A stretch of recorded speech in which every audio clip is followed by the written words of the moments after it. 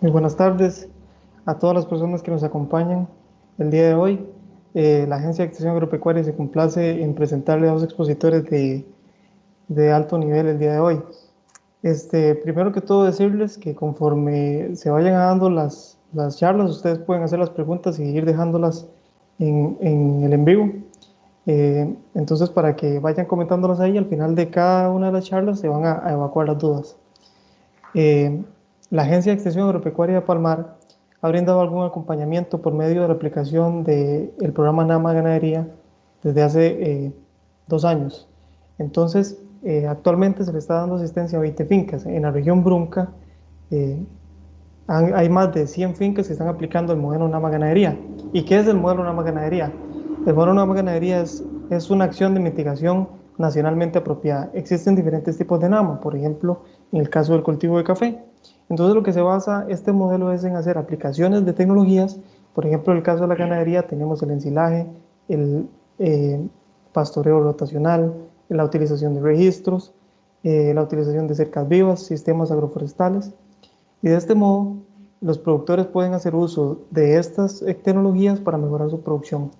En el caso de la Agencia de Extensión Agropecuaria de Palmar, estamos desde Villa Colón, Puerta del Sol, hasta Piñuela con estas 20 fincas que les hemos dado acompañamiento y hemos instado a los productores a mejorar sus procesos productivos en el sentido de aplicar el pastoreo rotacional por medio de la utilización de cerca eléctrica y otro tipo de características. El día de hoy nos compete dos temas muy importantes, y son el pastoreo rotacional, cómo voy a dividir yo mi finca, cuáles son las consideraciones que debo tomar, y el caso de los bancos forrajeros.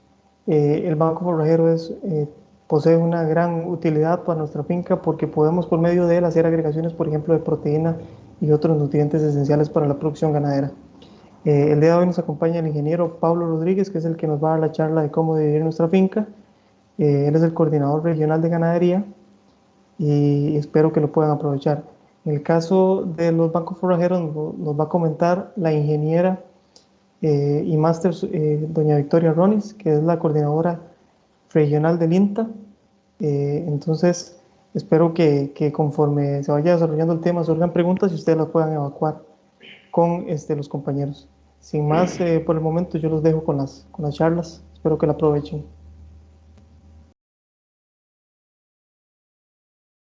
Acabamos de tener un problemita técnico, pero estamos trabajando en eso. Vamos a pasar con la charla que estaba eh, para después de la de Pablo, que es la de doña Victoria Ronis. Ella, como les decía, es ingeniera, zootecnista, posee una gran experiencia en, en bancos forrajeros y ha realizado diferentes estudios en los cuales ha determinado datos muy interesantes que nos podrían servir en nuestras fincas. Entonces, doña Victoria, la dejo con las personas para que les pueda dar la charlita. Un saludo cordial. Bueno, buenas tardes. Muy agradecida porque me han invitado a compartir con ustedes un poquito de los datos que hemos recabado durante algunos años sobre bancos forrajeros como estrategia para enfrentar el cambio climático. Y como la mayoría de ustedes saben, yo trabajo para el INTA, que es el órgano de investigación, el Instituto de Investigación Agropecuaria de Costa Rica, oficial, adjunto al MAG. Y lo que vamos a presentar aquí es eh, producto de las investigaciones de muchos años con respecto a ese tema. Entonces, a mí me gusta mucho esta laminita porque nos dice mucho de lo que a veces hacemos nosotros, ¿verdad? De lo que hacemos en general, los costarricenses, para ponerlo en algún ámbito. Entonces, vean que en este barquito va lleno de gente, aquí está más o menos el precipicio, dice que estamos todos muy, eh, preocupados y todos tenemos cara de preocupación dentro del barquito, pero todos tienen los brazos cruzados. No estamos haciendo nada cuando la situación no es la que debería ser. Entonces, todavía vemos en muchísimas fincas que hay una ganadería extensiva, tradicional, donde hay muy poco forraje para que el ganado coma, donde vemos la condición de los animales que no es la mejor. Y yo tengo una anécdota que siempre les cuento cuando doy la charla con esta lámina, y es que yo estaba dando una charla en Guanacaste y un señor levantó la mano atrás y me dijo, mira muchacha, yo quiero decirte que ya la finca mía no se ve así, ya yo cambié, ya yo dividí eso en potreros y vos tomaste esa foto seguro cuando yo estaba mal, pero ahora estoy mejor. Y entonces yo me reí mucho porque esta foto es de ahí, de, de Pejivalle. Entonces, lo que quiero decir con eso es que esa situación no se da solamente aquí, se da en todo el país, ¿verdad? De que no estamos haciendo las cosas como deberían de hacerse. Entonces, una estrategia para todo lo que es el cambio climático y toda esa variabilidad climática que estamos teniendo es implementar un banco forrajero en la finca, ¿verdad? Que viene a ser como un segundo piso. Vamos a tener alimentación para los animales durante todo el año y esa calidad de esa alimentación la vamos a determinar nosotros, porque no vamos a ir afuera a comprar cosas que son muy caras, que no son lo que esperábamos, no es la calidad que queríamos. Entonces un banco forrajero va a tener un efecto muy positivo dentro de la finca. ¿Y qué efectos del cambio climático estamos viendo últimamente? Que hay mucho aumento en las temperaturas, disminuye la disponibilidad de agua. Crecimos pensando que el agua nunca se iba a agotar. Varió la distribución y la intensidad de las lluvias, ¿verdad? A veces en un solo día llueve todo lo que pudo haber llovido en un mes. Entonces eso hace que varíe el crecimiento de las forrajeras de piso y de corte. En algunos casos han disminuido esos periodos y en otros casos han aumentado. También hay aparición de plagas y enfermedades nuevas o enfermedades que ya habían, pero con un piso altitudinal, por ejemplo, para las garrapatas que llegaban hasta 700 metros sobre el nivel del mar y ahora las encontramos incluso hasta los 1500. También la desaparición de especies animales, como ejemplo, yo puse de la mariposa monarca, que por la temperatura y por la disponibilidad de alimento están llegando, está desapareciendo porque han variado los ciclos. Entonces, la utilización de los bancos forrajeros para mitigar los efectos negativos del cambio climático, yo diría que es como una obligación tenerlo ahora en las fincas. No podemos pensar solamente en el pasto de piso. Tenemos que tener comida para todo el año y saber manejar esos bancos forrajeros para sacarle el mejor provecho. Pablo nos va a hablar sobre esto, sobre los forrajes de piso y cómo hacer la división de los apartos para obtener los mejores resultados, cómo se usa la cerca eléctrica en esos casos. Entonces eso es nada más para tenerlo en cuenta como otro factor más, porque hay que ver la finca en forma integral. El consumo de forraje, supongo que ya todos deben de saberlo, que siempre un animal todos los días tiene que consumir del 7 al 10% del peso vivo, y eso es en ganado de carne y en cría, pero en leche esa proporción es de un 12%. Esas dietas que le vamos a dar a los animales basados en bancos forrajeros tienen que tener un equilibrio entre energía y proteína, ¿verdad? Como nosotros, lo que comemos nosotros, arroz y frijoles. Arroz es la energía y los frijoles la proteína. Entonces, en las variedades que tenemos para energía, tenemos todo lo que son los pastos de corte, Taiwán, Camerún, Cuba 22, caña y todos los forrajes que tenemos, todos los pastos de piso. Para la proteína, tenemos el botón de oro, el nacedero, la cratilia, el sorgo, aquí me equivoqué. El sorgo y el maíz son para la parte de energía porque los dos andan entre un 10 y un 12% de proteína. Eso fue un fallo a la hora de hacer la diapositiva. Y yo aquí tengo algo que yo le he llamado la regla de oro verde, de VA es mi nombre, de Victoria Roñes. Esto es algo que yo he compartido hace tiempo con algunos compañeros, con base en todas las investigaciones que he hecho en sistemas intensivos, ¿verdad? De producción de carne y de leche, y cómo uno hace las dietas para las fincas. Ese es un problema muy importante, que a veces los productores tienen los bancos forrajeros, tienen los pastos y de buena calidad, pero no saben en qué proporción deben de dárselo al ganado. Eso es algo muy básico, eso que yo estoy poniendo ahí y que ustedes deberían de manejar al dedillo, ¿verdad? Entonces, un 75% de forraje energético, que puede ser cualquier pasto de piso como Taiwán, Camerún, caña.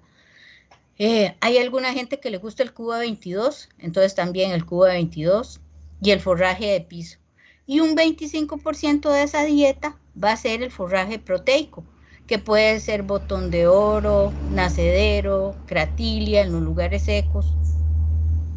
Y además les tengo ahí un ejemplo práctico, como un animal de 400 kilos se va a comer 40 kilos por día de forraje.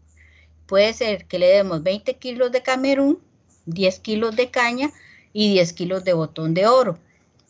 Si está pastoreando, entonces uno asume que tal vez se coma, si el potrero es bueno, unos 20 kilos. Entonces uno le da el resto que le hace falta, los 10 kilos en la canoa de algún forraje, como los que dije arriba, Taiwán, Camerún, caña, y unos 10 kilos, en ese caso siempre hablo de botón de oro porque recuerden que he trabajado mucho con botón de oro, entonces siempre lo estoy recomendando, pero puede ser nacedero, puede ser cratilia o manicillo, por ejemplo, depende de lo que el productor tenga. Y esas son algunas forrajeras, fotos de forrajeras que podemos utilizar, como el maíz, ¿verdad? Que el maíz se puede utilizar para ensilaje, se cosecha más o menos entre los 70 y los 80 días cuando el maíz está masoso, lechoso, no está listo para que lo consuman, digamos, los humanos. Es para que el ensilaje se enriquezca, porque hay mucha gente que a veces hace el silo de maíz, pero le quitó absolutamente todos los elotes porque se fueron a venderlos. Eso es un rastrojo y eso no tiene la calidad nutricional que necesitamos. El nacedero, que la mayoría de ustedes lo conoce, la cratilia, la morera, que la morera es un poco lenta en el crecimiento. Entonces la morera es como para sistemas más pequeñitos de especies menores, como para cabras, ovejas, conejos, aves. El sorgo forrajero, que nosotros hemos trabajado mucho tratando de tener variedades que ustedes puedan utilizar para que no tengan que estar comprando semilla de híbridos. Taiwán en asocio con Kutsu. Y entonces pasamos a donde hay que establecer ese banco forrajero. Ojalá cerca de donde se alimentan los animales, hay que facilitar su acarreo para abonar con las excretas, ¿verdad? Que ahí se reúnen en el corral. Si está en terrenos quebrados, utilizar curvas de nivel y también que haya facilidades de riego si los veranos son largos. Es importante cuando se tienen bancos forrajeros tener una picadora de forrajes, porque compramos a veces aparatos muy sofisticados, pero que no sirven, porque el material o pasa muy grueso o pasa demasiado pulverizado. De las dos formas el animal no lo aprovecha. Entonces hay que comprar picadoras que sean realmente picadoras y que den el tamaño de partícula, que anda alrededor de 2 centímetros, para que la rumia se den los animales y funcione. ¿Cuándo puedo utilizar yo ese banco forrajero? Entre los 3 y los 6 meses después de que lo sembré. Y las frecuencias de corte, entre los 45 y 75 días, dependiendo de la especie, la zona y el clima. Y en la caña, por ejemplo, la caña que nosotros tenemos en el INTA, que le damos a los productores, es una caña forrajera que está lista a los 10 meses. Las alturas de poda tienen que andar entre puntos 60 y 1 metro en las arbóreas, ¿verdad? Como el botón de oro, como el nacedero. Y en los otros, como el Camerún y el resto de los pastos de corte, tienen que ser a ras del suelo. Si tenemos Cuba 22 y está sembrado en un lugar que se inunda fácilmente, ahí sí hay que cortar un poquito más arriba, entre los 5 y los 10 centímetros. Se puede hacer con machete o tijera podadora, y también los bancos forrajeros se pueden mecanizar. El nacedero, rápidamente, ¿verdad? Que es oriundo de Colombia, sirve como desparasitante en ganadería orgánica, como rompeviento, lindero arbolado, corredor biológico, cerca viva, tolera la sombra, los suelos ácidos, no soporta la sequía, eso lo mata. Ahí se atrae y conserva los nacimientos de agua, porque así es capaz de extraer agua. La siembra, estacas de entre 35 y 50 centímetros, las distancias de siembra pueden ser de 1 metro por 1 metro, 1 metro por 0.8, se puede fertilizar orgánicamente 17 quintales por hectárea por 6 meses, control de malezas, cuándo son los cortes de uniformización, y luego está listo entre los 60 y 75 días y puede producir 120 toneladas de materia verde por año y unas 22 toneladas de materia seca. El consumo, ahí está, esta charla va a estar disponible, entonces como es rapidito que hay que ir, voy a tratar de resumir un poco porque creo que no me queda mucho tiempo. Tiene de proteína entre un 17 y un 23%, la materia seca anda alrededor de un 18 a un 19%, es alto en calcio y fósforo y una digestibilidad del 70%. El botón de oro, ¿verdad? Que hay 34 variedades en Costa Rica, 7 las consume el ganado. Yo trabajé con esas 7 y por descarte solamente me quedé con una, ¿verdad? Que es la que nosotros repartimos a todos los productores interesados del país. Entonces, esa con la que nosotros nos quedamos la tenemos en la estación experimental del INTA en Quepos, ya la pasamos a Guapiles y también tenemos para distribuir en Cañas Guanacaste.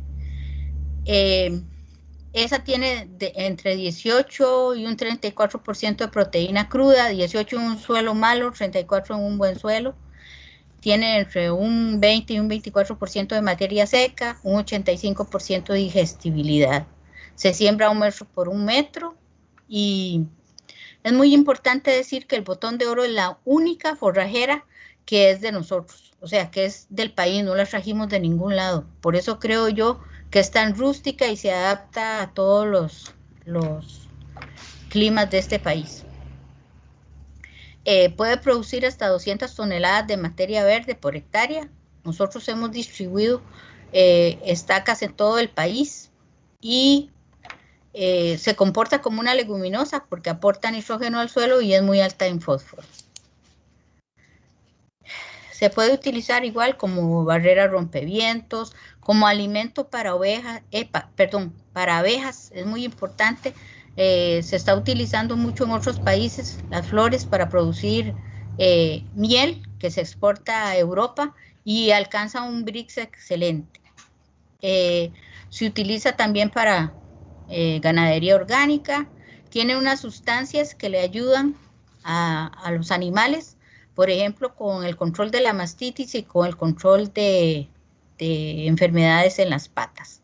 Se puede dar fresco, se puede ensilar, hacer harina, hacer pellets, se puede incluir en un 25% en una dieta de lechería especializada en sustitución del concentrado y en una lechería de bajura en un 40%. Esos son dos sistemas silvopastoriles, el de la izquierda es de Colombia y el de la derecha es de Costa Rica, de San Ramón de Alajuela, y el de la izquierda es Kikuyo con botón de oro, ¿verdad? Sembrado en hileras en los potreros, y el otro es Estrella con botón de oro y funciona perfectamente.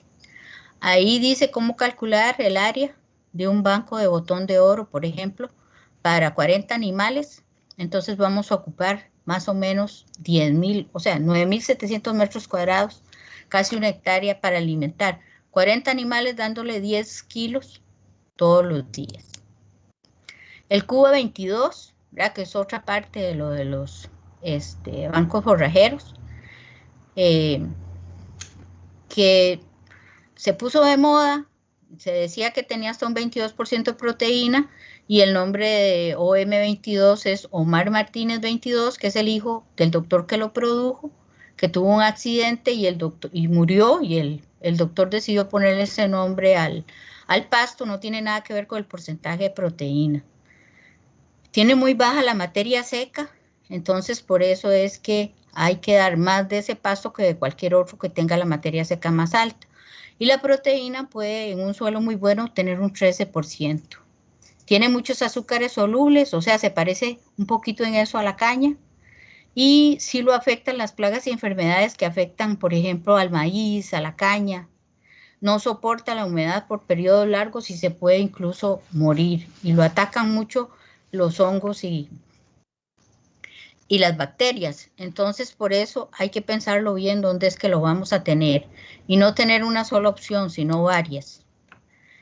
Cuando tenemos excedentes o cuando decidimos que vamos a hacer un trabajo para tener durante todo el año comida para los animales, entonces podemos hacer silos en saco, en estañón, en trinchera, o podemos hacer heno, pero de buena calidad, no el que estamos comprando, que tiene un 3% de proteína, si acaso, ¿verdad? Y que se colectó en un momento en que ya el pasto nutricionalmente no tenía nada, entonces es como una paja.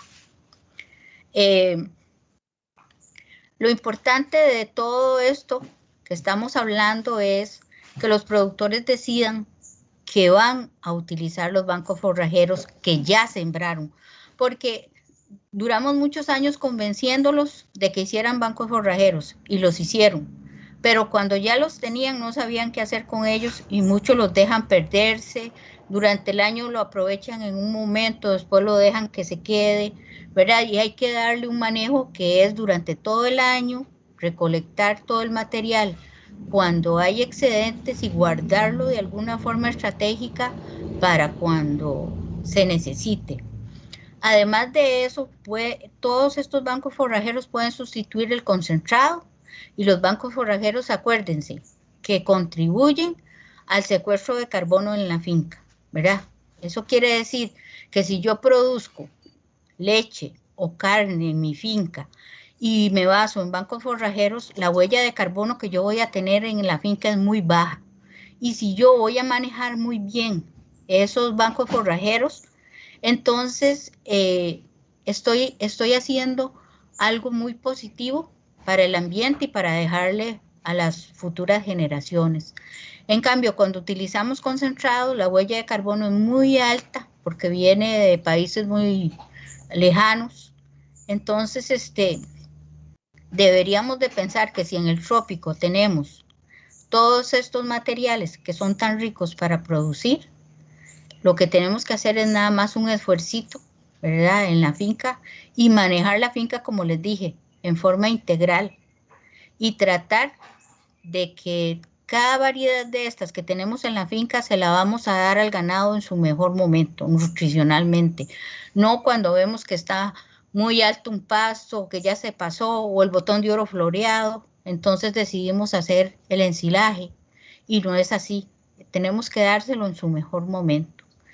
Y luego transferir, ¿verdad? Todo ese conocimiento que tenemos. A veces la gente se queja que no tiene la información. Ahí hay boletines, están las charlas, y se está haciendo ese esfuerzo para que la información llegue hasta ustedes.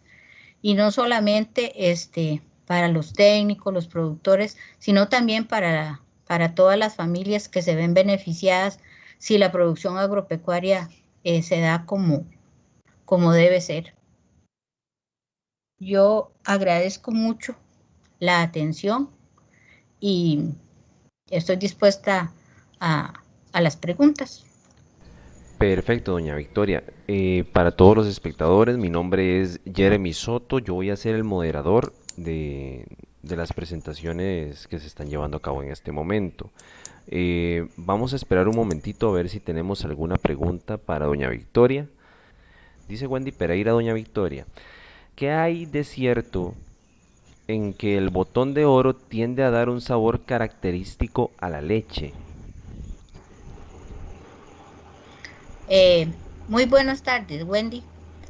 Eso no es cierto, eso no es real. Yo tengo proyectos de investigación con la Cámara Nacional de Productores de Leche y se ha hecho ensayos para comprobar eso y no es cierto. O sea, la leche no tiene no adquiere ningún sabor. Más bien hay beneficios, ¿verdad? Hemos hecho evaluaciones y incluso suben los sólidos totales, la grasa total.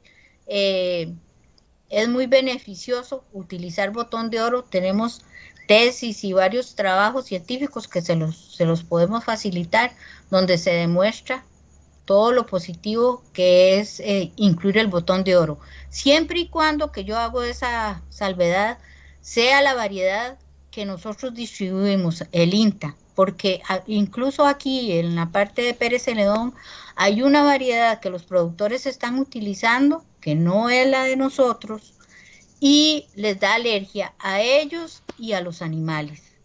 Por eso es que yo soy muy insistente en que tienen que tener la semilla de nosotros.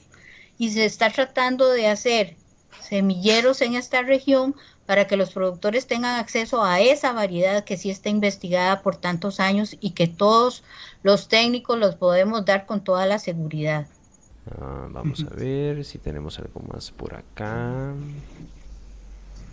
Ok. Pareciera que de momento no, doña Victoria. No sé si usted tiene algunas palabras, algo que agregar a todo lo que ya ha expuesto.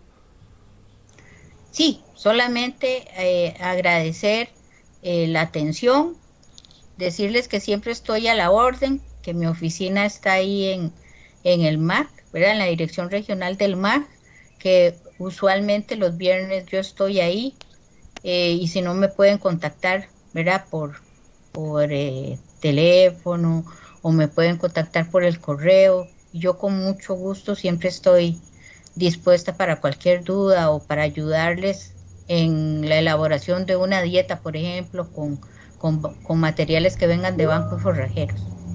Pregunta Andrés Venegas. ¿En Pérez Celedón dan de la variedad que usted recomienda? Bueno, en Pérez Celedón no la damos, nosotros la damos en Quepos. La persona se pone de acuerdo conmigo y lo metemos en una lista de espera, porque tenemos una lista grande, pero también tenemos bastante semilla. Y entonces la persona tiene que comprometerse a ir a recoger la semilla. Son estacas de las cuales sale, por ejemplo, 4 estacas de cada una que nosotros le damos. Y usualmente le damos a cada productor unas 200 estacas de cada variedad que tenemos, si es botón de oro, nacedero o lo que quiera, pero el procedimiento es ese, ¿verdad? Primero se ponen de acuerdo conmigo y luego la persona va y lo recoge en la estación experimental de Quepos. Ok, perfecto. Juan Alexis Segura pregunta, ¿de qué manera puedo tener acceso a esa semilla? Yo creo que con esta respuesta anterior que usted dio, se medio contesta. No sé si Sí, tendrá algo que agregar. yo puedo darles el número de teléfono para que me envíen por WhatsApp el mensaje para ponernos de acuerdo. Ok, Y es 88480835. Voy a repetirlo. ok. 88480835. Entonces, 88480835 es el número. Exacto, muchas gracias. Perfecto. Ahora vamos a ver, don Jeffrey Esquivel dice, buenas tardes, he visto que el botón de oro se pone como con un sabor amargo. Me imagino que le pregunta qué tan cierto será eso. Sí, es normal que tenga un sabor amargo, pero la variedad que nosotros repartimos no tiene un sabor tan amargo como otras variedades. Esa amargura se lo da las dos sustancias que yo les dije que servían para lo del control de la mastitis y para el control de enfermedades de patas. Esas sustancias tienen que estar en cierta proporción, porque si se pasan, probablemente le van a hacer daño al animal en lugar de beneficio. Entonces, hasta eso es importante, la variedad que nosotros repartimos no tiene esa amargura que tienen otras, que incluso muchas veces yo lo he visto, el ganado ni siquiera se las come, porque ese amargo ya se pasa de lo que ellos pueden tolerar. Ok, perfecto. Pregunta Juan Rosales Flores por su correo. El correo de doña Victoria es Ajá. varronis@inta.go.cr. Ya el resto de comentarios, doña Victoria, son más bien agradecimiento a usted por esta charla, esta exposición tan linda, tan llena de buena información. Y yo creo que por aquí ya estaríamos con usted. Muchísimas gracias, Yere. A usted Y las gracias, gracias a doña todos por Victoria. los buenos comentarios. Bueno, Perfecto, entonces creo que pasamos con Kendall. Jeremy, vamos a pasar con el compañero Pablo, ¿no? Repetirle a las personas que se perdieron esa introducción que el compañero Pablo es el coordinador regional de ganadería actualmente en nuestra región Brunca. Ha estado dando apoyo en diferentes, en diferentes fincas y el día de hoy nos va a comentar acerca de esa importancia que tiene el pastoreo racional. Es importante que nosotros entendamos que nuestra finca tiene algunas consideraciones como la homogeneidad de los apartos que vamos a realizar, porque nosotros dentro del programa de Nama Ganadería lo que queremos es capturar carbono, mejorar las condiciones de suelo y mejorar las condiciones de alimentación de los animales, porque muchas veces tenemos una gran cantidad de hectáreas, pero los animales no están obteniendo los nutrientes que necesitan y además de eso, cada una de estas prácticas que se van a realizar en la pastura van a beneficiar con respecto a otras, por ejemplo la adición de minerales, que los minerales nos van a dar el fósforo que necesita el animal, porque uno de los aspectos importantes es las adiciones de estos elementos para la conformación ósea. Por ejemplo, en el caso del fósforo y el calcio, que son fosfatos de calcio, entonces la pastura no me está entregando a mí el fósforo que necesita el animal, yo tengo, sí, por lo tanto esto me va a generar una pérdida de peso o ganancias de peso diario no adecuadas. Entonces los voy a dejar con el ingeniero Pablo. Un saludo cordial para todos. Buenas tardes, disculpas, pero hubieron varios problemas técnicos, incluido que hice la presentación nuevamente y me volvió a dar un error a la hora de compartir. Entonces la pasé a un documento en PDF. Esto básicamente lo que ocurre es que algunas transiciones que teníamos dentro de la presentación no las vamos a poder observar, pero no hay ningún problema. Vamos a tratar de hacer lo mejor posible con lo que tenemos. De eso es que se trata esto. La idea es compartir un poquito y conversar sobre el tema de división de potreros. Siempre que nosotros hablamos de dividir un potrero, se nos vienen a la mente muchísimas cosas. Por dónde divido, qué empiezo, qué hago, qué no hago, cuántos potreros, si cambio el pasto, si tengo que tener todo con cerca eléctrica, si puedo utilizar alambre de púas, etcétera, etcétera. ¿Cuánto me va a costar? ¿Qué rendimiento voy a tener? Muy bien. Tantas son las preguntas como las respuestas que pueda tener cada pregunta, porque realmente las condiciones que tenemos en cada finca son muy diferentes. Sin embargo, a pesar de ello, vamos a tratar de hacer una aproximación a estas condiciones y características para tratar de que por lo menos al finalizar esta charla podamos tener una noción básica de por dónde empezar desde el punto de vista técnico cuando queremos dividir una finca. Como Kendall les mencionaba al principio, todo esto se basa en una estrategia que tenemos a nivel país que se llama Nama Ganadería.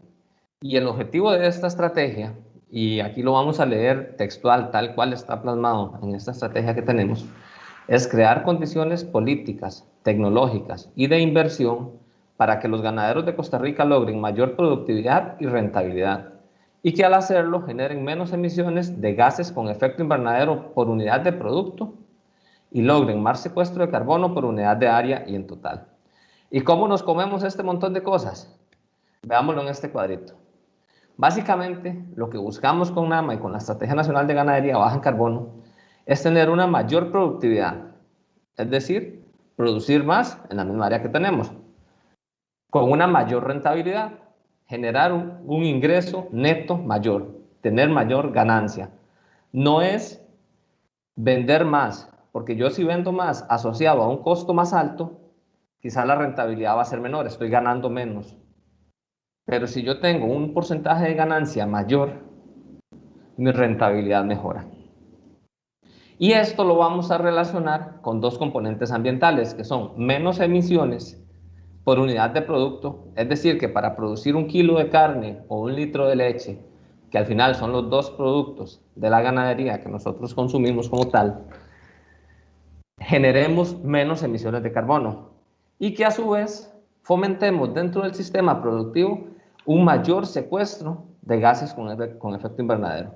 Que esos gases no se vayan al ambiente, sino que se queden dentro de nuestro sistema. ¿Y cómo se quedan dentro del sistema? Se quedan en el suelo, con un adecuado manejo del suelo, se quedan en el componente arbóreo, en las cercas vivas, en los bosques ribereños, en los bosques secundarios.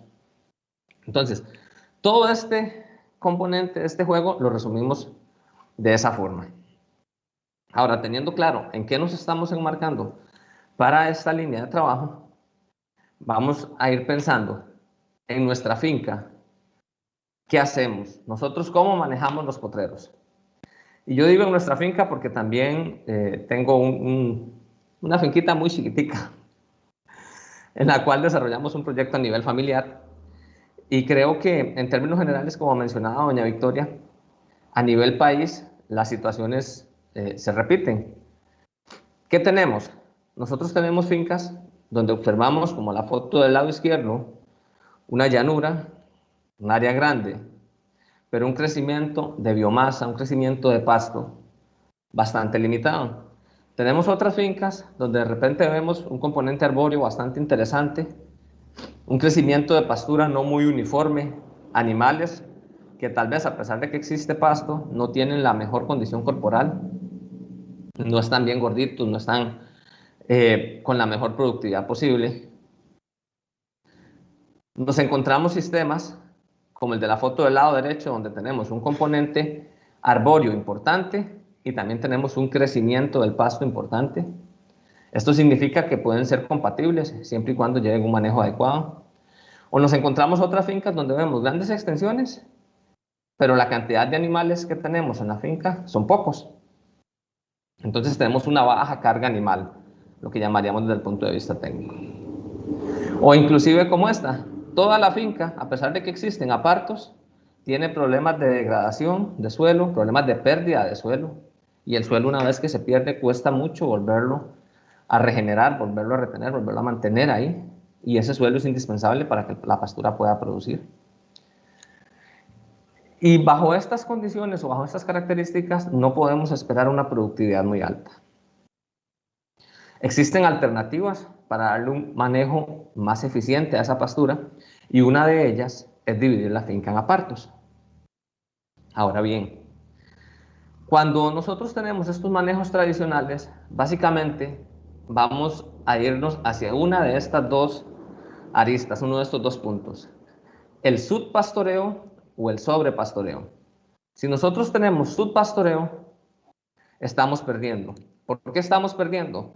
Porque resulta que la pastura crece. En la foto del lado izquierdo vemos que hay bastante pasto, pero se va creando una cama debajo del pasto, un material seco, material muerto, material senescente, el cual el ganado no aprovecha. Y además evita que la pastura crezca y los hijos nuevos nazcan desde abajo, desde el suelo, sino que lo que hacemos es que empiezan a salir hijos en las partes de las puntas de la pastura y realmente la cantidad de aprovechamiento de ese potrero es muy bajo. En ocasiones puede llegar a un 20 o 30%. Es decir, de 10 kilos de pasto que hay en el potrero, el ganado cosecha 2 o 3 kilos. Y eso es un sistema completamente ineficiente. ¿Por qué? Porque el pasto es el recurso más barato que nosotros podemos tener a nivel de finca. El pasto, ningún otro recurso alimenticio sale tan barato como producir a base de pasto. Ahora, hay otros recursos alimenticios que me permiten tener una mayor productividad, sí, claro, a un costo más alto. Y ese es el costo-beneficio que hay que evaluar en cada condición y característica. O nos vamos al otro extremo y tenemos el sobrepastoreo. Y entonces los animales pasan tanto tiempo en un mismo potrero que ese potrero se degrada y esa pastura llega al punto donde observamos inicios de cárcavas, donde vemos un suelo casi desnudo, a pesar de que los animales ahí ya tienen un montón de días de no ingresar. ¿Por qué? Porque ya la pastura no tiene las condiciones para volver a crecer nuevamente con fuerza y volver a generar biomasa, volver a generar pasto que sea aprovechable por el animal. Ninguno de estas dos condiciones son las adecuadas. ¿Realmente qué buscamos? Vamos a decir que vamos a buscar un intermedio. Vamos a ponerlo así de momento. Ahora bien, esta imagen, lástima que no tengo las transiciones, pero demuestra, la idea es mostrar cómo crece la pastura en una finca. Y esto es sencillo. La pastura va a tener unos meses, que en este caso mayo, junio, si vemos la gráfica inicia en mayo, junio, y vemos una partecita como más gris, la idea era que lo íbamos a marcar en las transiciones, esa partecita más gris va a ser el punto de máximo crecimiento de la pastura. Eso puede ser mayo, junio, puede ser enero, febrero, puede ser noviembre, mucho depende de la zona, las características del suelo, la cantidad de lluvia que tengamos en el año, etc. Pero lo cierto es que tenemos unos meses con mayor producción de pasto y luego vamos a tener otros meses, que en muchos lugares son la zona el periodo seco, donde entre febrero y marzo el crecimiento de la pastura va a verse completamente disminuido. Entonces, ¿qué es lo que pretendemos? Lo que pretendemos es que nosotros podamos tener una producción de biomasa, ojalá constante. Y eso lo logramos. Como tal, sabemos que el pasto crece diferente, pero también sabemos que podemos tener otras alternativas, como los bancos forrajeros, como la conservación de forraje, para poder mantener la carga animal constante y yo poder suplementar los animales en la época más crítica que tengo. Y en ese caso, entonces, traerme el excedente de biomasa que yo tengo de los meses con mayor producción a los meses con menor producción. Y eso me permite mantener la carga animal constante en el año sin llegar a condiciones de sobrepastoreo en épocas críticas o subpastoreo en épocas de abundancia de pastura. Muy bien. ¿Qué queremos? Queremos maximizar el aprovechamiento de la pastura. Lograr que los animales cosechen la mayor cantidad de pasto del potrero y que ese pasto sea en calidad y cantidad adecuados.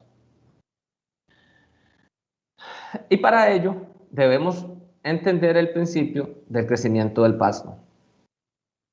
Resulta que el pasto, cuando comienza a crecer, desde pequeñito, desde que es una planta muy pequeña, él va a comenzar a desarrollar hojas y va a comenzar a desarrollar raíz. Va a ir creciendo en biomasa, creciendo en hojas y de alguna forma, proporcionalmente, va a ir creciendo también en raíces. Esas hojas van a ir haciendo un proceso que llamamos fotosíntesis y por medio de ese proceso va a ir almacenando en sus raíces carbohidratos, energía, nutrientes para poder posteriormente realizar algunos otros de sus procesos necesarios de crecimiento. ¿Qué ocurre? Llega a un máximo de crecimiento y va a empezar a madurar, va a empezar a secarse. Y llegado a un punto, en plantas que no son perennes, mueren. Ese es el ciclo de todo ser vivo.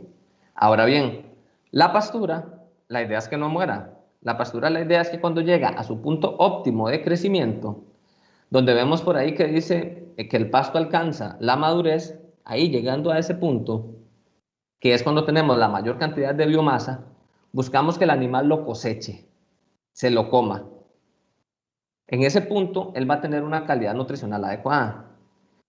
Y le vamos a eliminar todas las hojas. Muy bien. ¿De dónde va a empezar a crecer el pasto nuevamente? De los carbohidratos, de la energía que tenía almacenada en las raíces. Eso le va a permitir crecer nuevamente, realizar el proceso de fotosíntesis y reiniciar ese ciclo. Si nosotros no permitimos que el desarrollo de la pastura, de la biomasa, sea adecuado, el pasto no puede almacenar reservas en la raíz. Y si no puede almacenar reservas en la raíz, vamos a ir perdiendo la pastura, vamos a ir agotándola. Hasta que llega el punto que entonces vamos a tener un potrero colonizado por otras especies que sí toleran, entre comillas, esos sobrepastoreos. Y la pastura mejorada que teníamos, la inversión que hicimos ahí, el pasto se perdió porque no identificamos adecuadamente el ciclo que él requería de descanso adecuado para comenzar nuevamente a crecer. Muy bien, todo este concepto, ¿en qué lo basamos? Bueno, este concepto viene basado en una adaptación, llamémoslo así, del pastoreo racional Voisin. Esto es un tema que se viene hablando desde hace muchos años.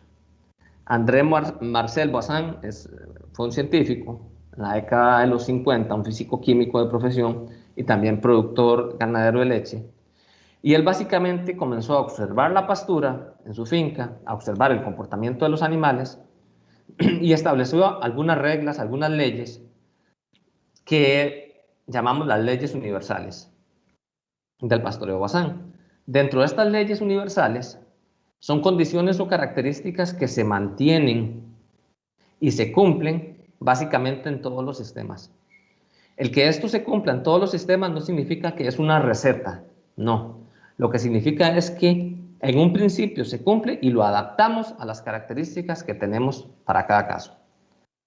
Entonces, hablamos de una ley de reposo que básicamente lo que dice es que para que una hierba cortada por el diente del animal pueda dar su máxima productividad, es decir, que el pasto alcance su máxima productividad, es necesario que entre dos cortes a diente sucesivos haya pasado el tiempo suficiente para permitir al pasto almacenar las reservas en sus raíces y realizar la llamarada de crecimiento. Es decir, que del día que el animal entra a pastorear al momento que vuelve a entrar al mismo potrero, tienen que haber ocurrido esas dos cosas. El pasto tiene que haber almacenado reservas en sus raíces y tiene que haber pasado por una etapa, por un periodo que llamamos llamarada de crecimiento, que es cuando vamos a lograr la máxima productividad de la pastura. Ok. Tenemos otra ley que llamamos ley de la ocupación, donde nos dice que el tiempo global de la ocupación de una parcela, de un potrero, debe ser lo suficientemente corto para que la hierba que el animal cosecha el primer día o al principio del pastoreo no sea cortada de nuevo por el diente de los animales antes de que estos dejen la parcela. Es decir, ¿qué es lo ideal? Lo ideal es que el animal entre al potrero y coseche completamente ese potrero y no tenga que volver a estar encima de la misma cepa de pasto comiendo, y menos comiéndose los rebrotes. Tenemos la ley de los rendimientos máximos, que nos dice que hay animales que son más productivos. Y por lo tanto, como son más productivos, tienen más exigencias alimenticias. Y si nosotros queremos seguir manteniendo esa mayor productividad, debemos ayudar a estos animales. Debemos ayudarlos para que ellos puedan cosechar el pasto de mejor calidad y en la mayor cantidad. Entonces aquí es donde se establecen, por ejemplo, algunos sistemas que se utilizan en lechería, donde tenemos un grupo principal de vacas que entran primero a un potrero a despuntar y luego un grupo de seguidoras, otras vacas que tienen menor productividad, que van a entrar al potrero a terminar de comerse esa pastura, pero esto va a ocurrir en un periodo de tiempo corto. Si yo no puedo hacer esto, de repente sí puedo suplementar a algunos animales en la época más difícil o en la época de mayor productividad. Y la ley de los rendimientos regulares, que lo que me dice es que para que una vaca pueda dar rendimientos regulares, y cuando nos referimos a una vaca es cualquier animal, es preciso que no permanezca más de 3 días en un mismo potrero. Y que los rendimientos del animal van a ser máximos si el animal permanece un día en ese mismo potrero. Y esto lo vemos, todas las personas que de una u otra manera han ordeñado en algún momento, saben que el día que la vaca entra a un potrero nuevo, trae más leche. Y cuando tiene una semana de estar en el mismo potrero, tiene menos leche. Y eso no es porque la vaca sea más buena un día y más mala el otro día. Eso es porque la calidad del material que está consumiendo, la calidad de la pastura, el primer día la vaca se dedicó a despuntar, a comerse lo que tenía más nutricionalmente mejor. Y conforme van pasando los días, tiene que comer material que nutricionalmente va a ir siendo de una menor calidad. Entonces, si nos basamos en esas 4 leyes, si hacemos esa consideración, ¿cuántos potreros yo debo construir para que eso se cumpla en mi finca? Para que el animal no se coma los rebrotes, para que el pasto pueda almacenar reservas en sus raíces y tener llamarada de crecimiento, para que los animales tengan rendimientos regulares, que no pasen más de 3 días en el mismo porcero, ojalá que sean un día por porcero. Resulta que entonces aquí la ecuación de que los pastos tienen que descansar 25 días un toleo, o 30 días una brisanta, o 18 días una mombaza, resulta que esa ecuación ya empieza a variar, porque nosotros vamos a tener tiempos de descanso diferentes, inclusive diferentes dentro de una misma finca, por características de suelo, o características ambientales en un momento determinado. ¿Cuántos potreros construimos? Tantos como sean necesarios. No hay un parámetro exacto. Si en este momento alguien me dice, Pablo, ¿podemos hacer 40 potreros? Sí, sí podemos, pero si podemos llegar a 60, mejor.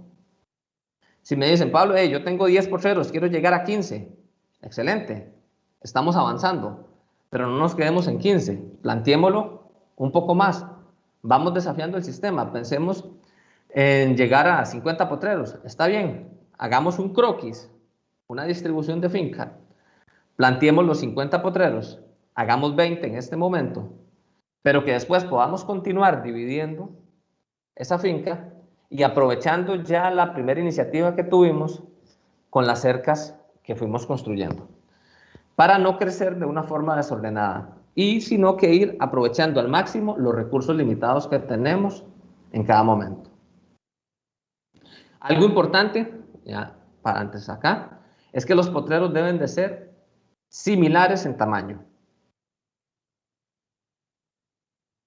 Por lo tanto, estas condiciones que hemos ido viendo nos dicen que no vamos a tener tiempos fijos para el descanso de la pastura. Estos tiempos van a ser completamente flexibles, van a variar a lo largo del año y van a variar en la finca. Básicamente nosotros vamos a observar la pastura, a observar los animales, el comportamiento de los potreros y vamos a ir buscando el equilibrio entre calidad nutricional, que se va a traducir en rendimiento de los animales, y producción de biomasa, volumen de pasto. A nivel de finca, quisiéramos ver esto. Ahora, una propuesta de finca. ¿Por dónde empezamos? ¿Qué hacemos? Acá vamos a ver un ejemplo. Una finca determinada, cualquiera. En este caso, tenemos una finca con 8 potreros de tamaños desiguales. Tiene agua disponible, tiene algunas cercas vivas, hay una quebrada que le pasa al centro de la finca, que es esa línea celeste que vemos ahí, y tiene un banco forrajero de 1.700 metros cuadrados. Muy bien, ¿qué hacemos con eso? ¿Por dónde empezamos? ¿Cómo nos comemos esa parte? Básicamente, ¿qué tenemos disponible en la finca? Postes, mano de obra, alambre. ¿Qué tipo de suelo tenemos? ¿Se encharca en una época del año? ¿No se encharca? La disponibilidad de agua, ¿la puedo llevar a toda la finca o solamente en un punto determinado? Tengo posibilidad de implementar una cerca eléctrica. ¿Por qué? Porque resulta que implementar una cerca eléctrica es mucho más barato que hacerlo con alambre de púas. ¿Qué tipo de sistema productivo tengo? ¿Los animales tienen que ir todo el día, todos los días a un corral o no? ¿Es un engorde? ¿Es ganado de cría? ¿Tengo capacidad de inversión? ¿Puedo invertir 500,000, 1,000,000 de una vez? ¿O tengo que hacerlo por etapas? ¿El estado actual de la pastura? ¿Existe pasto en la finca o no hay? ¿Hay un pasto mejorado? ¿Hay una parte de la finca que sí tiene pasturas mejoradas? ¿Hay otras que no? ¿Cuáles son las metas que tenemos? ¿A dónde queremos llegar? ¿Queremos tener un semiestablado? ¿Qué queremos hacer? Debemos pensar en que esos potreros sean de un tamaño similar y sobre todo la disponibilidad del productor. ¿Por qué? Ahorita vamos a ver por qué. Muy bien. Para esa finca, planteamos una primera etapa. En este caso, hacerlo por etapas. Y vamos a plantear 13 potreros. ¿Y por qué 13 potreros? ¿Por qué una primera etapa de esta forma? Bueno, 13 potreros, 4 potreros de 4.500 metros cuadrados y 9 potreros de 6.000 metros cuadrados. ¿Por qué? Vamos a tratar de aprovechar al máximo las cercas que ya existen. Pero vamos a tratar de que los potreros sean similares. Y vean que lo estamos haciendo en múltiplos, en este caso, de 1.500. Son 4.500 y 6.000. Un potrero de 4.500 me daría 3 potreros de 1.500 metros. Y un potrero de 6.000 metros me daría 4 potreros de 1.500 metros. ¿Por qué 1.500 metros? Bueno, por el área que tenemos disponible. Vamos a dividir con cerca eléctrica y vamos a pensar en tiempos de ocupación máximo de 3 días. Posiblemente algunos potreros se vayan a 4 días. Esa parte hay que irla viendo a nivel de campo. Pero luego vamos a pasar a una segunda etapa, donde vamos a construir un callejón, el cual previamente en el diseño anterior ya lo teníamos considerado, y si vemos a la hora de que hacemos todos los cuadritos más pequeños, vamos a aprovechar todas las cercas que habíamos hecho y las que existían, las vamos a aprovechar en esa división de potreros.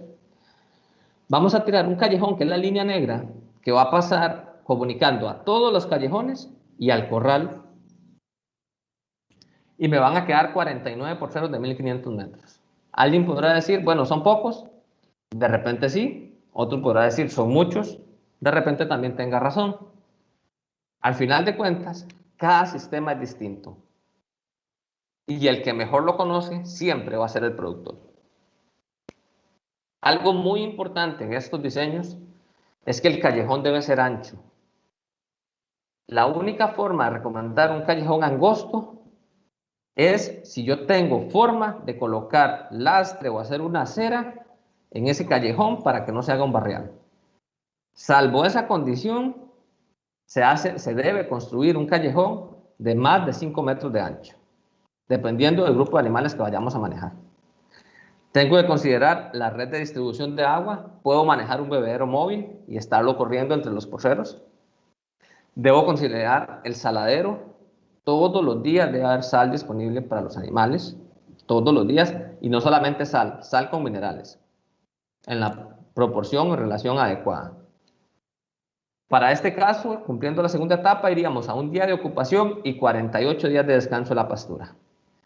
Y en ese caso podríamos empezar a realizar intervenciones muy puntuales en potreritos, en cada potrerito pequeño, para mejorar producción de biomasa. Las partes que tienen menos pastura, las zonas que me dan algún tipo de problema, ver cómo empiezo a recuperar esas condiciones que hay para mejorar esa condición. Al final, el éxito depende del productor. ¿Por qué? Porque si no están convencidos de que van a tener un cambio positivo en su sistema, por más bonito o más feo que nosotros los técnicos podamos hablar, no vamos a lograr ese cambio. Ese cambio se logra en cada una de las fincas si la persona se convence por sí misma que es posible. Ahora bien, y yo les propongo algo, no hagamos un diseño, hagamos el diseño completo, pero no hagamos toda la inversión. Iniciemos con 5 potreros pequeñitos, pero eso sí, démele el tiempo de descanso a esos potreros que deberían de tener si el sistema estuviera establecido. Y métale la carga animal que se haya calculado según las condiciones que el potrero soporta. Y entonces ustedes se van a dar cuenta que esos potreros van a comenzar a responder de una forma diferente. Y eso sí lo puedo asegurar con toda propiedad porque es la forma como lo hemos hecho en diferentes fincas cuando iniciamos este proceso. Y hablo de diferentes fincas en toda la región Brunca. Ahora bien, y rápidamente para ya ir concluyendo porque estoy llegando al tiempo, recomendamos la cerca eléctrica por un aspecto básicamente económico. La cerca eléctrica viene en términos prácticos costando una tercera parte o un poquito menos de lo que cuesta hacer el mismo proyecto con alambre de púas. Y aquí vamos a tener algunas condiciones o características o equipos necesarios. Un impulsor eléctrico, que eso va a depender del tamaño de la finca. Un switch de paso o una cuchilla de doble paso, que es una cuchilla para cerca eléctrica. Necesitamos las varillas a tierra, un desviador de rayos, cable reforzado, aislante y cable para la cerca eléctrica, alambre liso, las manillas de portillo, aisladores y postes. Y ahí tenemos algunos ejemplos. Básicamente, el impulsor de cerca eléctrica lo conectamos, como se ve en la foto, al lado derecho, en un tomacorriente común y silvestre. En el mismo tomacorriente donde yo conecto una cafetera, o la olla rosera, o un coffee maker, puedo conectar un impulsor de estos. Si es a 110, porque también hay unos que son a 220, pero en términos generales, para la mayoría de las fincas, funciona un impulsor a 110. Y luego los aisladores, que tampoco recomendamos el uso de aisladores hechizos, de estañón o manguera. Sí, sí funcionan, pero también tienen un gran impacto sobre el impulsor, porque al final tienen fugas que van a hacer que el impulsor se dañe más rápido. Pero bueno, lo más recomendable son los aisladores. Hay diferentes marcas, ahí en ese impulsor se ve una, hay otras, yo aquí no estoy por promover ninguna. La cantidad de postes es importante, esa cantidad de postes va a depender de la topografía. Sin embargo, en lugares planos, entre 10 y 12 metros cada poste es suficiente. Y conforme la topografía varía, pues la cantidad de postes también va a variar, porque no podemos permitir tampoco que quede muy alto. 1 o 2 hebras va a depender del sistema que tengamos. Y aquí hay una pequeña propuesta, otra finca, que sí es una propuesta para 40 potreros de 2.000 metros cuadrados, pueden ser 80 de 1.000 metros cuadrados, es un tema a valorar, en un terreno plano, y entonces lo hicimos para ver cuánto cuesta. Bueno, hacer esa finca, estos 40 potreros, estas 8 hectáreas en 40 potreros, con sus callejones y todo, en materiales vale 635.500 colones, ya medidos, cuánto alambre ocupo, cuántos postes, cuánto todo, eso vale. Y para terminar, recordar entonces que antes de ser ganaderos somos agricultores. El pasto es un cultivo, y si yo quiero alimentar de la mejor forma a mis animales, el recurso más barato es esa pastura, y por lo tanto debería de preocuparme por brindarle las condiciones adecuadas para que ella dé su máximo potencial, sin importar el nombre que esa pastura tenga, llámese braquiaria, llámese lo que sea, es lograr que exprese sus mayores condiciones productivas en el sistema que yo tengo. Y después de ahí, entonces podemos pensar en otro montón de cosas que podemos lograr a nivel de finca para mejorar. Estaríamos por ahí. Espero haber aportado algo más. Muchísimas gracias. Perfecto, Pablo, excelente. Vamos a ver.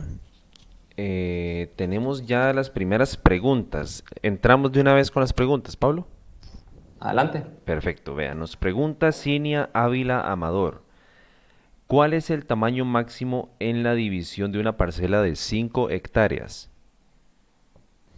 Me imagino que se refiere al tamaño máximo de área de potrero, imagino. Realmente el área de potrero va a estar determinada por muchos factores.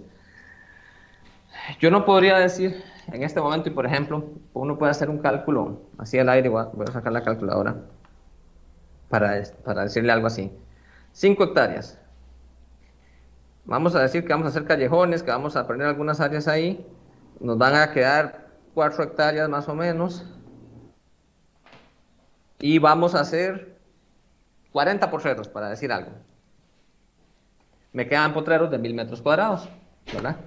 Pero si en lugar de 40 potreros yo digo que voy a hacer 60, me quedan potreros de 660 metros cuadrados. Yo he visto potreros de 300 metros cuadrados. Menos de eso todavía no he visto, sin embargo creo que sí se podrían hacer. Y los he visto funcionando. ¿Qué ocurre?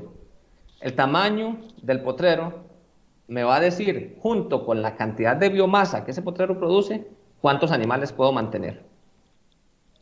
Yo generalmente esto lo empiezo al revés. Lo empiezo en la finca que tengo, el área que tengo disponible, cuántos potreros quiero llegar a tener ese es el área de potrero que tengo que lograr. Divido el área que tengo entre el total de apartos que quiero llegar a tener. Siempre, ideal, ojalá, más de 40 potreros, 50, 60, si puedo 90, mejor. La máxima cantidad que yo pueda, de acuerdo a mi sistema. Y entonces, si yo me pienso en 60 potreros, de repente hago 20 al principio, pero hago 20 que sean, que esas cercas que yo construí me sirvan cuando voy a pasar a 40 y me sirvan cuando voy a pasar a 60.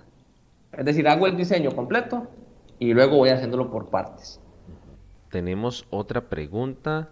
Dice que es de Johan Rosales Flores. Pregunta, con 48 días de descanso y dependiendo de la condición agroclimática, ¿se va a ver afectada la calidad nutricional de la pastura? Si el pastoreo es adecuado y la variedad de pasto que tenemos, ¿verdad? Porque vamos a ver, hay momentos y hay sistemas productivos donde efectivamente un pasto Toledo bien manejado o un Mombasa con 30 días de descanso está alcanzando su estado fenológico óptimo, es decir, está alcanzando su óptimo de crecimiento. Pero mucho depende del sistema. Entonces, yo con 48 días puedo estar en un buen tiempo de recuperación de pastura con una calidad nutricional adecuada. O puede que no. Por eso volvemos a que no es un sistema estático, sino que cada condición de finca y características propias me van determinando ese manejo. Y igual, yo dentro de todo este proceso y estas fotos que están acá, anda en periodos de descanso alrededor de 35 días, con una fertilización interesante, una fertilización orgánica, foliar que se está trabajando ahí, y con una carga de 3.4 unidades animal por hectárea, porque en esa finca se está pesando. 3.4 unidades animal por hectárea, estamos hablando de 3.4 por 450 kilos, 1.530 kilos por hectárea, que en realidad es una carga bastante interesante. Y eso me lleva a un pastoreo bastante profundo.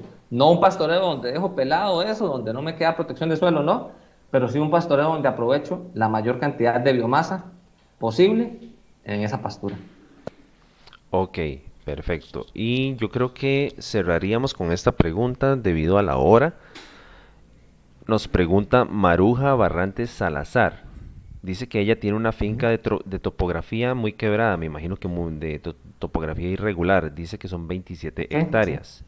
Para realizar la división en potreros pequeños debo hacerla por etapas.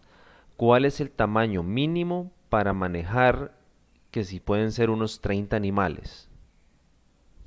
Ok, yo pensaría en este caso, sí, perfecto, lo llevamos por etapas. Inclusive en esta charla no lo incluí por temas de tiempo, pero dentro de todo este proceso también nosotros recomendamos manejar grupos de animales, no hacer 10 grupos en una finca de cría, ¿no? Pero sí por lo menos separar novillas, por decir algo, de vacas que están a nivel productivo y de las vacas que están prontas a parir, por decir algo, 3 grupos. Ahora bien, yo puedo pensar en varias cosas. Una, 30 vacas y decir, vamos a ir a 3 días de ocupación. Muy bien, 3 días de ocupación.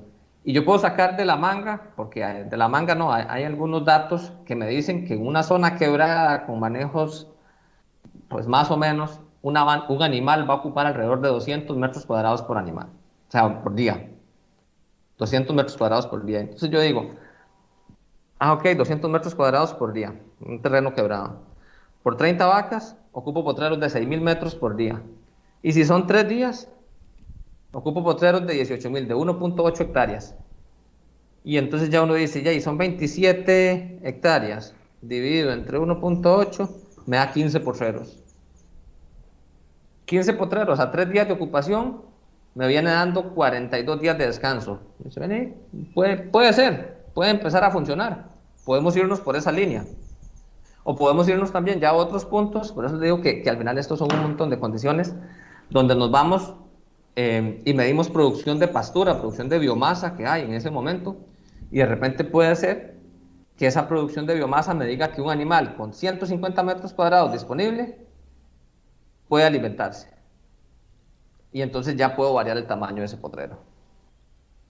Yo creo que acá cada juego que tengamos, o sea, cada conjunto de condiciones o características que tenemos en finca, nos determinan los pasos a seguir.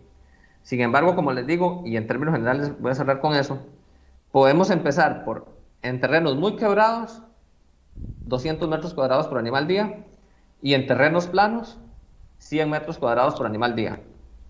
A partir de ahí, podemos empezar a dividir e ir desafiando el sistema y van a ver que cada vez que nosotros hacemos divisiones de potreros, hasta un cierto punto, buscando ese equilibrio, producción de biomasa, calidad nutricional y productividad, vamos a ir teniendo un mayor rendimiento.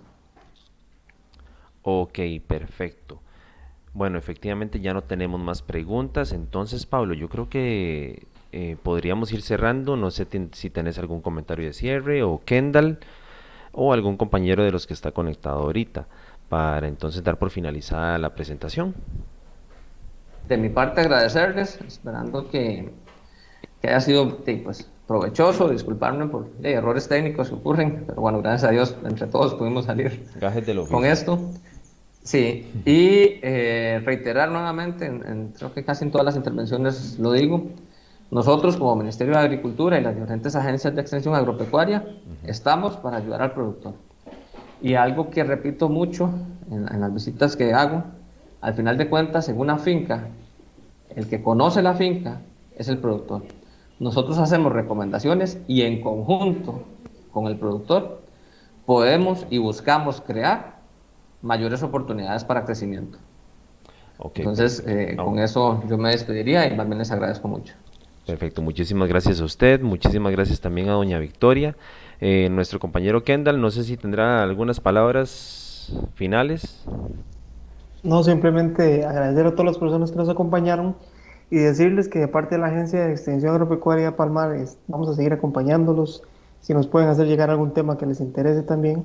Y decirles que el día de hoy vamos a dar un día de campo en la comunidad de Coronado, donde se van a abordar diferentes temas, dentro de los cuales les puedo citar el uso de arietes, que es un tema que a todo el mundo le interesa. Pero bueno, hemos tenido que recurrir a estas instancias, en la parte virtual, pero que sepan que estamos ahí para apoyarlos y para acompañarlos. Un saludo cordial a todos. Perfecto, en ese caso entonces, bueno, no queda más que agradecerle a todas las personas que se conectaron, fueron bastantes, con muy muy buenas preguntas. Entonces damos por finalizada esta charla. Recordarles a las personas que vamos a pedirle a los expositores, a doña Victoria y al compañero Pablo, que nos envíen la presentación de cada uno por si alguno de los que vieron la charla desean tenerla o bien desean pasársela a alguien más que la necesitara. De igual manera, compañeros, a todos ustedes muchísimas gracias por colaborarnos y a todos los espectadores nuevamente, muchas gracias por estar atentos a la presentación. Que tengan una linda tarde y hasta luego.